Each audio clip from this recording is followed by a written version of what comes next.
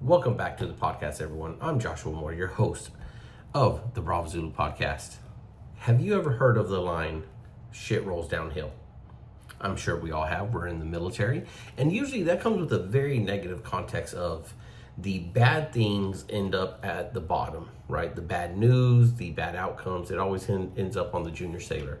And as I was having a conversation with a buddy of mine on the phone earlier, and we are talking about like what it's like becoming a chief and realizing that when you get into the chief's mess, that it's just a bunch of prior first classes and that's not all roses, as you will. It got me spinning my head about that and thinking, shit might roll downhill. But like I think of that downhill, you're just getting kind of like, I think of it as a faucet. At the bottom, you're just kind of getting splashed. Or maybe even at worst, you're playing in a pool of shit. That's pretty bad.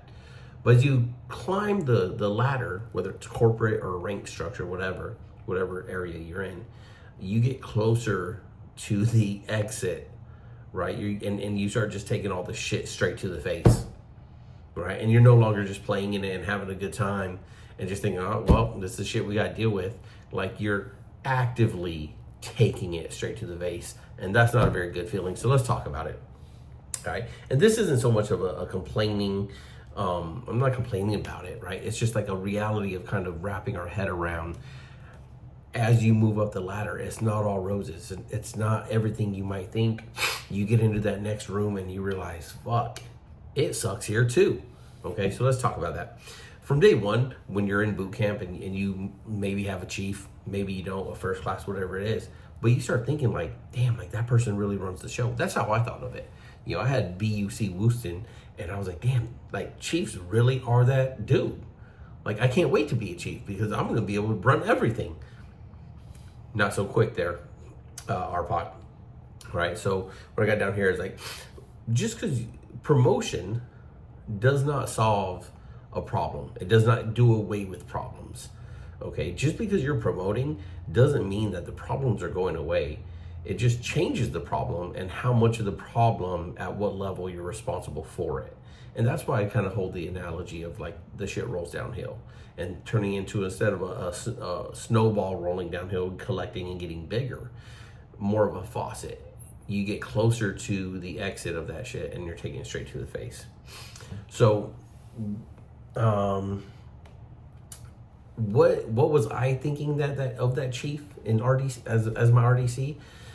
Man, like back then, 21 years ago, I was thinking like they, like everything they say, like they really run the Navy. I remember a quick sea story of someone, I don't know, second class, first class coming in and laying into a recruit that was to the bunk next to us, cursing them, threatening them. It was bad. Like he was talking like he'll fucking like Spartan kick him. This is before the Spartans, but like he'll kick him through the window, and we're on like the third or fourth deck or something, I don't know, but just totally lighting into him.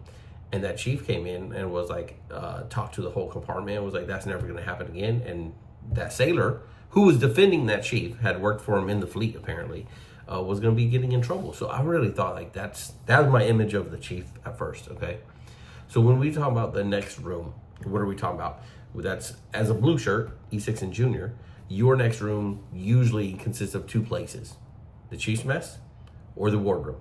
Whichever way you go, it's cool with me. You make the decisions best for your family and how to provide. Okay, I'm not one of those like, oh, you're not gonna be a chief, then you fucking said. You make your decision. I'll make fun of you because it's all fun and games, but you have to provide for your family, so you need to do what's best there.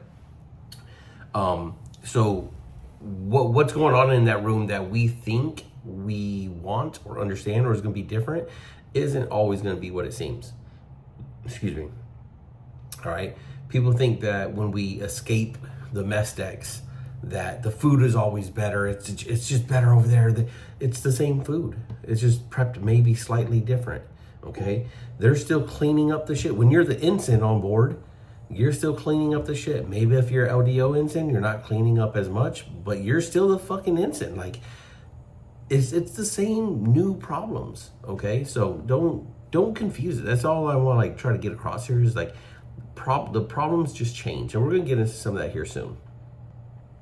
So when did I first start realizing it? I think it's when my buddy was talking to me, kind of similar time, for those who go through the Chief season and you're a selectee and you're lost. Like as a select, you still don't know shit. Don't take anything I say like out of context here or misconstrue it. Like you still don't know shit, but you start to realize like who in the mess doesn't know shit either. From right before that, you're like all Chiefs are fucking on top of it, right? Because that's kind of how you should display yourself, right? When you're out there on the deck plates and walking your spaces, interacting, you should come off as like being on top of things.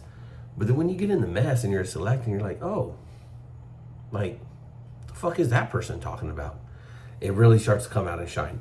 Now, your experiences may vary, but I think usually in there somewhere, someone can verify that. Let me know down in the comments below your season. Did you recognize someone's been perpetrating a little bit, been fronting a little bit during your season? All right. So it becomes more about the mixed personalities, right? It comes a lot with execution of the tradition through the season. Who gets final say? Is season lead actually leading, or is it the command, senior chief, master chief?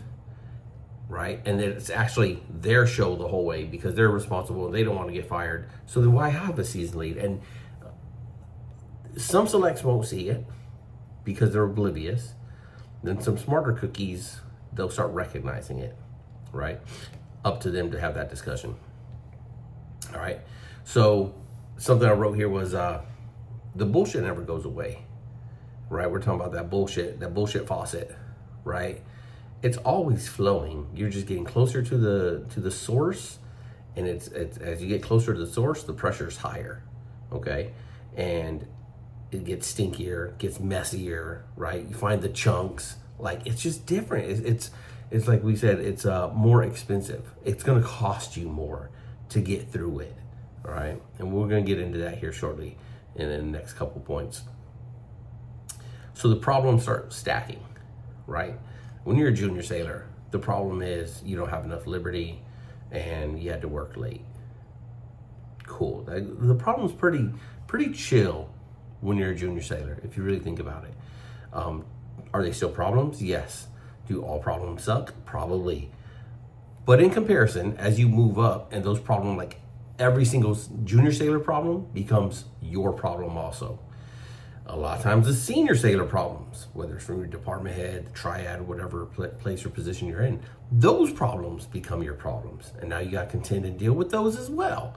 So like it really starts stacking. And then don't forget, you still have your own problems that you have to deal with, all right? You have the peer-to-peer conflict. Oh, this is going on in the mess. We're trying to do this. We're trying to do that. You have all of that, right? And then, with that, you become the one to blame. Not complaining about it, but it's a fact, okay? So you may just have to figure out how you're gonna, like, the leadership is a burden, right? So it's like, all those problems, your sailor got DUI, it's your fault, chief. How's it my fault? All the sailors calling you at home, spouse is pissed off about it. Why are they all calling you? Because I'm the chief. Who are they supposed to call? That's the job. They're supposed to call you. Well, I don't want them calling you. Well, it's your fault, right? So all those things just start stacking, and somehow you're supposed to absorb it all. So it's like as we do move up the ranks, it might be true that you do, like physically do less work, but you're absorbing more of the stress. And if you're really good, like you should be absorbing 10 times as much as you're letting get down to your junior sailor, right? Sure, we might fast cruise late into the night and that's going to be everybody. But what are you doing, as we covered in yesterday's episode, to remove and be that heat shield against your sailors or for your sailors, excuse me, right? To prevent them from feeling that heat.